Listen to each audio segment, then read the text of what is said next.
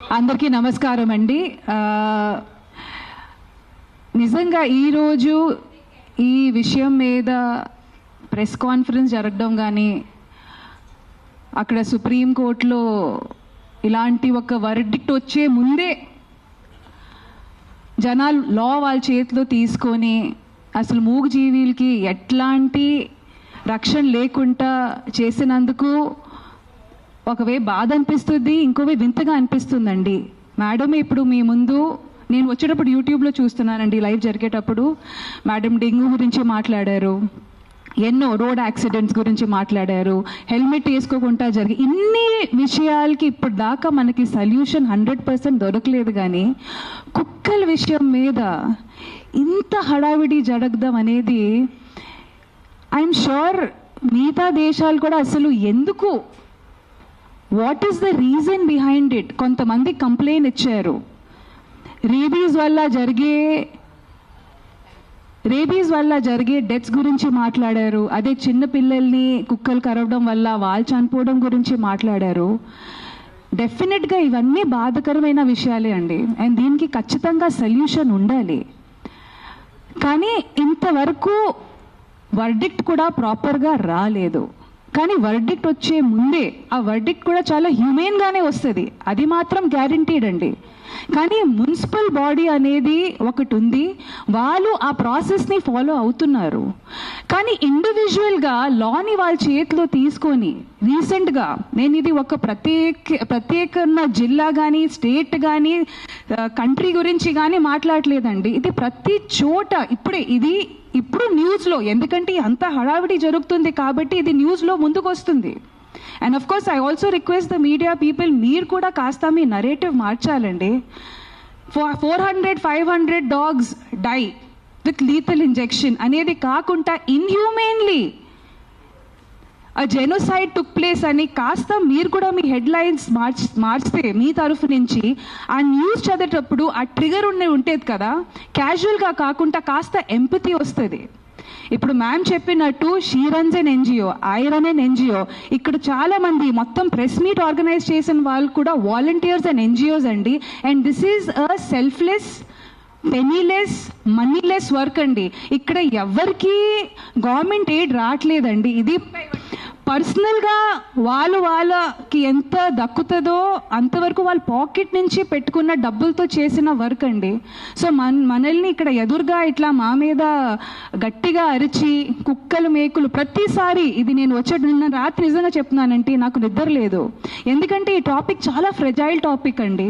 మేము కుక్కల గురించి మాట్లాడితే ఇక్కడ ఎదురుగా వచ్చి మేకల గురించి, ఆవుల గురించి, మన కోడిల గురించి మాట్లాడతారు.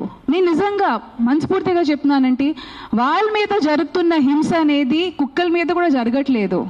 పాపం వాటిని మేము తిండి కింద పెట్టేసి వాళ్ళకి ఎలాంటి ప్రొటెక్షన్ లేకుండా అసలు వాళ్ళు ఎప్పుడు పుడుతున్నారు, ఎప్పుడు పోతున్నారు, ఎందుకంటే మేము నాలుగుకి బాన్సాకాలు అయిపోయామండి. మా టేస్ట్ బడ్స్కి మేము స్లేవ్గా అయిపోయాం. ఆయన వచ్చి ఇప్పుడు క్వశ్చన్ చేశారు కదండి కోడిల గురించి, మేకల గురించి. ఆ మార్పు ఆయనగా తీసుకొని రావచ్చు. ఇక్కడ ఉన్న majority of animal activists vegetarian కానీ వీగన్ కానీ మారిపోయారు. కానీ నిజంగా ఆయనకి వచ్చి ఆ కోడిల మీద, ఆయనకే కాదు ఇక్కడ చాలా మంది ఇదే క్వశ్చన్ చేస్తూ ఉంటారు, మీకు వాటి మీద అంత ప్రేమ ఉంటే ఒకప్పుడు వీక్లీ వన్స్ చికెనో మటన్ తినేవాళ్ళం అండి.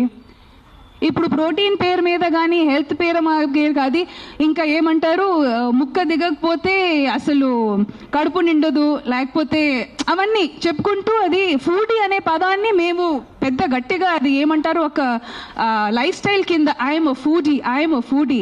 ప్రకృతి అనేది నేను చెప్తున్నానండి, కోడి మేకలు కుక్కలే కాదండి, చెట్టులకి కొత్తిమీర ఆకు కూడా ప్రాణం ఉంది.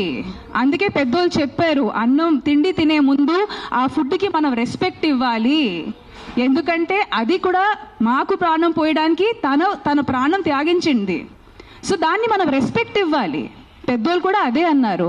కానీ ఈరోజు ఎక్కడో అంటున్నాం కదా, మా సంస్కృతి కానీ మా పద్ధతులు కానీ అంతా మా బట్టల మీదే ఉండిపోయింది తప్ప మా అమ్మమ్మలు వీళ్ళందరూ మిగిలిపోయిన ఫుడ్ కానీ అన్నంలో కానీ పెరుగు పాలు కలిపేసి బయట కుక్కలకి వేసేవాళ్ళు. అదే కాకుండా ఇంట్లో చపాతీ చేసేటప్పుడు కూడా ఫస్ట్ 2 చపాతీలు ఆవులకి, లాస్ట్ 2 చపాతీలు కుక్కలకి.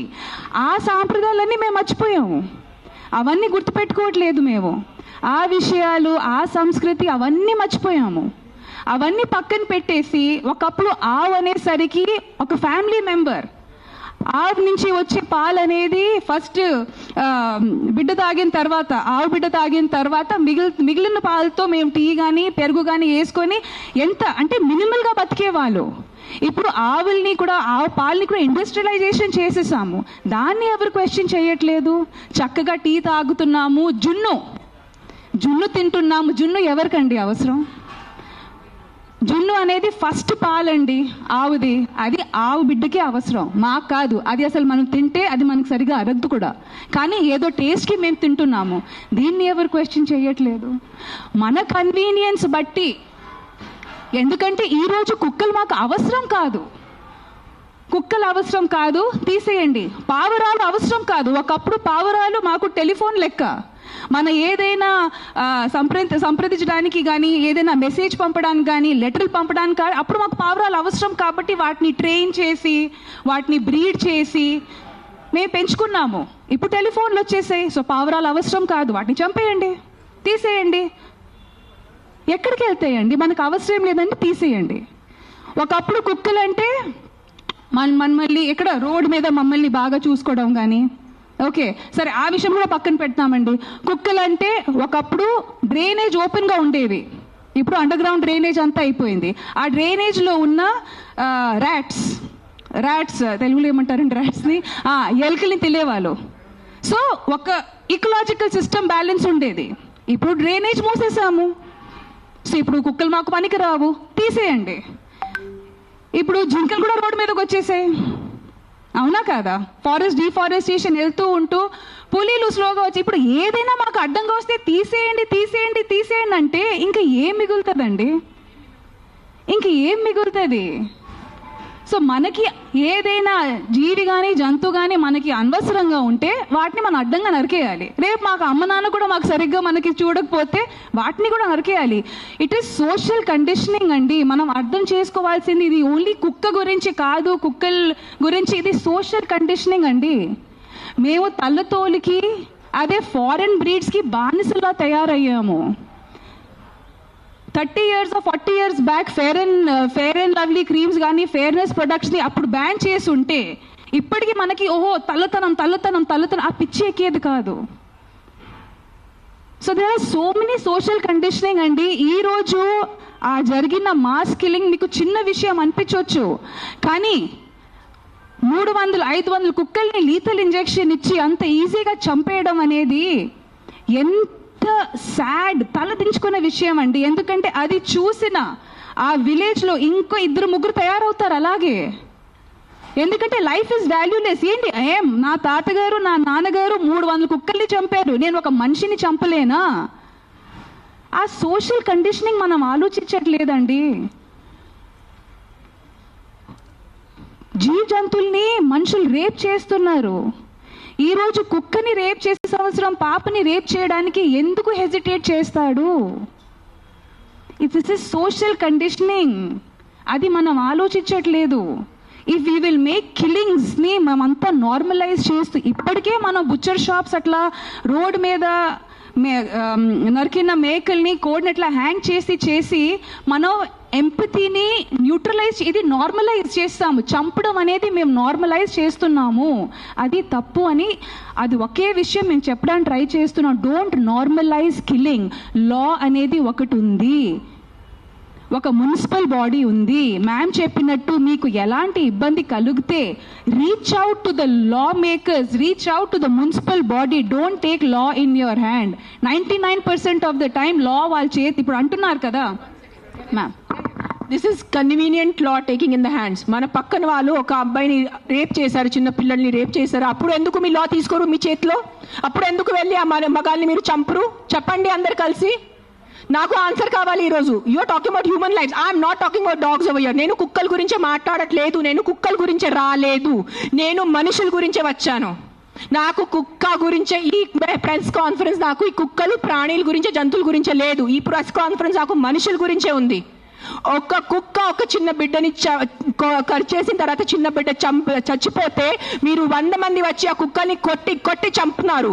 సో అదే ఒక రేపిస్ట్ ఒక చిన్న బిడ్డని దారుణంగా రేప్ చేసి ఆ చిన్న బిడ్డని చంపేస్తే అప్పుడు ఏమవుతుంది మీ మగతనం? అప్పుడు ఎందుకు